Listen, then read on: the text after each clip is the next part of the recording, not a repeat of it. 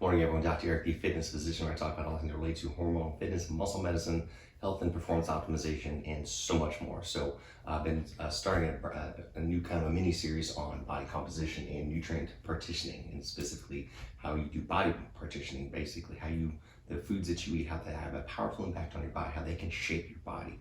You do what's called nutrient partitioning. You can eat in a certain way that you build muscle tissue and you burn off fat tissue. That's what we all want, correct? We want a lean body, we want to get rid of the fat and keep the muscle. I talk about how I practice muscle medicine and I focus on health and performance optimization because it's about health and performance. They work together, right? And a lot of people can look okay, but they're very sickly or have issues on the inside. When you do some testing or do some further evaluation or blood work, etc., or vice versa, they can then maybe have some okay blood work, but they're out of shape and they're obese, and we know this is causing inflammation, and down the road they're going to add some issues. So we have to do both.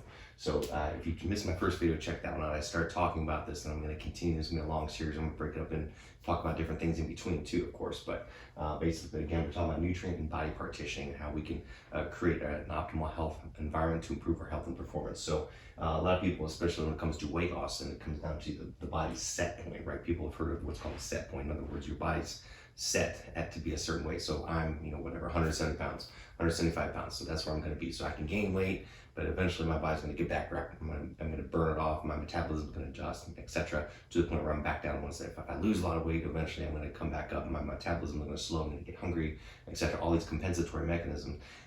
And there is some truth to this, although we can't alter this. And the way to alter this and to tweak this a little bit to change your set point. For example, I'm 300 pounds, obviously not healthy, not where I should be, so I need to get lower. So can I alter my set point to get closer to a healthy body weight, even if it's like 220 pounds or something like that? Yes, there are ways to do it. It's very difficult sometimes. Some people can do it very easily, some people cannot. But the biggest thing is basically we have to change our metabolism and change our internal hormonal environment. This is where all the hormonal aspect comes in.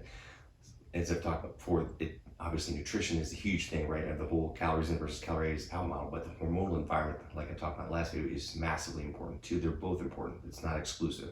Your hormones and all your hormones, right? And your gut hormones, the neurotransmitters in your brain, insulin, glucagon, etc. All these different things interact to create a certain hormonal environment. This can be tweaked and not modified by exercise, by the foods you eat, how you eat, and when you eat specifically, and how you stress your body in the right way. And this is what we have to change. And a lot of people are like, oh, you can't change your metabolism. There might be some truth to this. I don't think any of us really knows, but there are ways to tweak it and get it to this point so we can tweak our set point and get us to where a healthy body weight and get our body composition where we want it to be in proper body partitioning, right? So there's two factors. Well, the first one is that, as I started talking about last time, was the insulin glucagon ratio, right? Everybody's heard of this and knows about this. It's talked about forever, and there's a lot of confusion about it. But basically, again, we want it to tweak. You want an optimal ratio, and we want each one. They're both good, but they can, they can be bad, right? If you have your chronically high insulin all the time, obviously insulin resistance, we know that's not good, right? Just like anything can be bad in too high quantities, right? So we want balance, and we want them up and down at the right time. So, and again, people are like, oh, it's about food, how much you eat. Well, think about it. If you have like an obese guy who's only eating 1,000 calories, but he's still obese, versus a bodybuilder eating over 5,000 calories and he's lean and muscular. How does that work? So it's, again, as I talk about, it's both. It's both the calories in, calories out. It's what you eat, when you eat, in addition to your hormonal environment and how you alter your hormonal environment with lifestyle, nutrition, exercise, etc. So again, it's all about tweaking this ratio, and this can be tweaked with your nutrients and how you eat them and time them, as I talked about in the last video. I'm going to talk about again in the future. Number two is the amount of metabolically active tissue we have. What do I mean by that? Muscle, right? Muscle is very metabolically active. I'm going to be doing a talk later this year at a conference talking about specifically about muscle medicine and how important it is for your body and because of all the myokines it creates and secretes and all the effects it has on your body. And of course, everyone knows about how it shuttles in. It's very metabolically active. It can increase your insulin sensitivity. It takes glucose into the cells, into the muscle tissue, and so it's not deposited elsewhere, and so much more. So basically, that's why I talk about muscle medicine and health and performance optimization, because we want to build that muscle tissue up. We want to build up your body, build up your muscle, because that's going to help you stay lean and healthy and strong, and it's going to alter that set point, right? So insulin and glucagon, as I talk about, again, we want that balance, right? It's kind of like a teeter-totter, right? When one goes up, the other one goes down, and vice versa. I'm not going to do a whole diatribe on insulin. We've talked about this before, but again, it's a glucose response, right? Obviously, you eat, blood sugar goes up, insulin rises to compensate, and it's all about nutrient absorption. People are like, yes, it absorbs fat, but it also is important for absorbing amino acids into your cells to build your muscle tissue, build this metabolically active tissue. So it's good at the right time. But you, as I said, you don't want chronically elevated all the time. That's how people get into insulin resistance, metabolic syndrome, and get into trouble. You want it to go up at the right time and down at the right time.